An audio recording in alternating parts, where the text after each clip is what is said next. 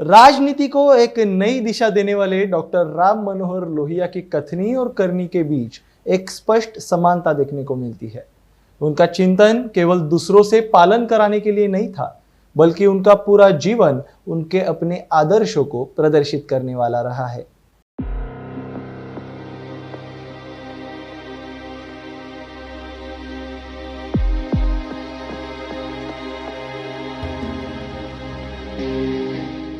आपातकाल के बाद की राजनीति बहुदलीय सत्ता का वाहक बनी, जिसमें जोड़ तोड़ और गठजोड़ स्वीकार्य हो गए। जबकि एक ऐसे मोड़ पर जब जनता इस जोड़ तोड़ से असंतुष्ट हो रही थी, तो उसकी जिंदगी में अचानक से निजी पूंजी, वैश्विकता, बाजार और उपभोक्तावाद का हमला हुआ। इसने अगले 15 साल तक लोगों को यह समझाने का मौका ही नहीं दिया कि उनके साथ जो हो रहा है उससे कैसा बर्ताव किया जाए।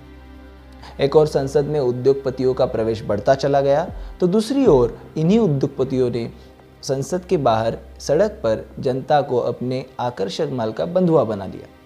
इस प्रक्रिया में इतने बड़े मध्य वर्ग का उभार 2 दशक में हुआ। वह अपने मूल्यों को भूल गया और सड़क का रास्ता उसने छोड़ दिया। नतीजतन डॉक्टर लोहिया का कथन सत्य साबित हुआ कि अगर सड़कें खामोश हो जाए तो संसद आवारा हो जाएगी। डॉक्टर राम मनोहर लोहिया की सांस्कृतिक दृष्टि का मूल आधार महादेश भारत और उसकी राष्ट्रीयता थी, लेकिन उनकी सांस्कृतिक दृष्टि उनके राजनीतिक विचारों से विच्छिन्न नहीं थी। लंबे समय तक यूरोपीय समाज में रहकर पठन पाठन करने के दौरान डॉक्टर लोहिया निजी तौर पर यूरोपीय समाज की नागरिक संहिताओं और उस समाज के ऐतिहासिक विकास क्रम में अर्जित लोकतांत्रिक मूल्यों के प्रति बहुत निष्ठा रखते थे। शायद यही वजह थी कि समाजवाद के लिए जरूरी 2 बुनियादी वर्गों, मजदूर और किसान के हितों को लेकर उनकी राजनीति आगे बढ़ती थी तथा इन्हीं निम्न वर्गीय तबकों की देशज संस्कृति को वे राष्ट्रीय संस्कृति के तौर पर महत्व देते थे। याद करें, केरल में संवित सरकार के दौरान किसानों पर हुई पुलिस फायरिंग के मामले में डॉक्टर लोहिया ने विरोध करते हुए अपनी ही सरकार से इस्तीफा मांग लिया था, जिसे प्रजा सोशलिस्ट पार्टी के बड़े नेताओं ने यह कहते हुए मना किया कि सरकारों में तो गोलियां चलती रहती है। यह घटना इस बात का ज्वलंत उदाहरण है कि डॉक्टर लोहिया की राजनीतिक व सांस्कृतिक दृष्टि राजसत्ता के वर्चस्व और तानाशाही के मुखालफत से पैदा होती थी, भले ही उस राजसत्ता में उनकी भी हिस्सेदारी थी।